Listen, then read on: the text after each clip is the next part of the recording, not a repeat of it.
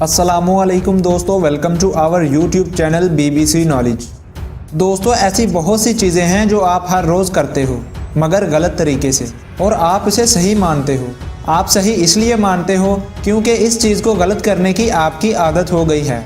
तो दोस्तों, आज की इस वीडियो में हम बात करने वाले हैं इन चीज़ों के बारे में जो रोज़ाना आप गलत तरीके से करते हो।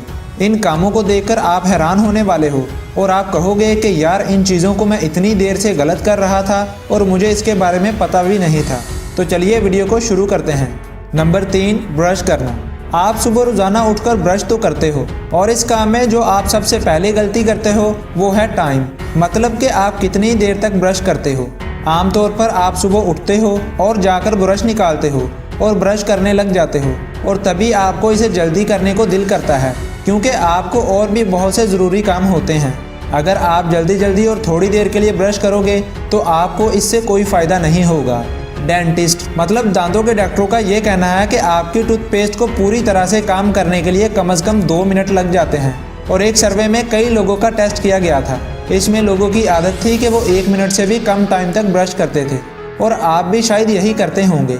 मगर 1 मिनट के लिए जब आप ब्रश करते हो तो कानूनन इसका आपको कोई फ़ायदा नहीं होता क्योंकि टूथपेस्ट अपना काम शुरू कर ही नहीं पाती। इसलिए कम से कम 2 मिनट तक ब्रश करना लाजमी है। इसके अलावा हर चीज़ की एक्सपायरी डेट होती है, जैसा कि दवाइयाँ या खाने पीने की अशिया वगैरह। मगर इस दुनिया में ऐसी चीज़ें भी हैं जिसे आप ज़िंदगी भर इस्तेमाल कर सकते हो, जैसा कि शहद। ये पूरी ज़िंदगी ख़राब नहीं होता।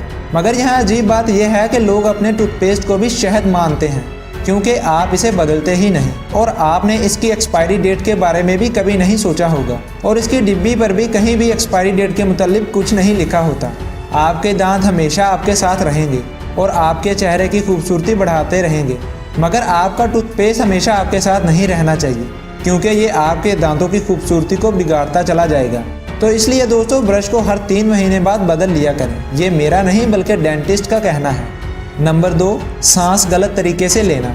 ये सांस वाली बात सुनते वक्त मुझे बहुत अजीब लगा था क्योंकि सांस लेना एक ऐसी चीज़ है जो आप हर वक्त करते हो, हर जगह। मगर मसले की बात यह है कि आप ये भी गलत करते हो। सांस कैसे लेने चाहिए ये हमें एक बच्चे से सीखना चाहिए। क्या आपने कभी छोटे बच्चे को सांस लेते हुए देखा है? जब छोटा बच्चा सांस लेता है तो इसका छोटा सा प्यारा सा पेट खिलता है, ना कि इसकी छाती। आप भी जब छोटे थे तो आप पेट से ही सांस लेते थे। तो यहाँ मेन बात यह है कि पेट से सांस लेना एक कुदरती तरीका है। सांस लेते वक्त आपका पेट थोड़ा सा ऊपर नीचे होना चाहिए, ना कि ऊपर वाला चेस्ट पार्ट। हाँ, मगर कहीं बाहर आपको ऐसा करने की ज़रूरत नहीं। मैं यहाँ घर की बात कर रहा हूँ। आप घर में कभी आजमा कर देखिएगा।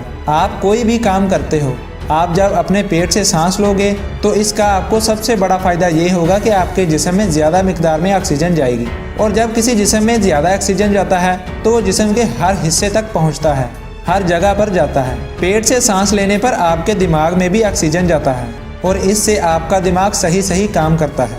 कुछ वक्त पहले एक सर्वे हुआ था जिसका नतीजा ये निकला था कि जो लोग पेट से सांस लेते हैं उनके दिल की बीमारी या ब्लड शुगर का मसला तकरीबन ना के बराबर होता है। जब आप पेट से सांस लेते हो तो आपको ऑक्सीजन ज़्यादा मिलती है, और पेट से सांस लेने से जो दिमाग में आपके केमिकल बैलेंस होता है, इसमें एक ख़ास केमिकल रहता है जिसे कोर्टिसोल कहते हैं, और पेट से सांस लेने से कोर्टिसोल कम होता है, और कोर्टिसोल स्ट्रेस हार्मोन है जो आपकी टेंशन को बढ़ाता है। जब ऑक्सीजन आपके दिमाग में जाएगी तो कोर्टिसोल कम होता जाएगा, जिससे आपके जिस्म में स्ट्रेस भी कम होती जाएगी। Number 1, earphone.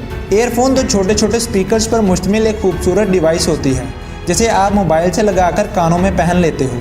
इससे आप अपने मोबाइल में जो भी काम करते हो इसकी आवाज़ दूसरे तक नहीं पहुँचती। मगर अफसोस कि आप ये काम भी गलत करते हो। सबसे पहली बात, आप अपने ईयरफोन की राइट और लेफ़्ट यानी कि दाएं और बाएं साइड को पढ़कर पहनें, क्योंकि आपकी ईयरफोन के कई इफ़ेक्ट्स होते हैं जो तभी काम करते हैं जब आप दाएं साइड वाली ईयरफोन को दाएं कान में और बाएं साइड वाली ईयरफोन को बाएं कान में पहनेंगे।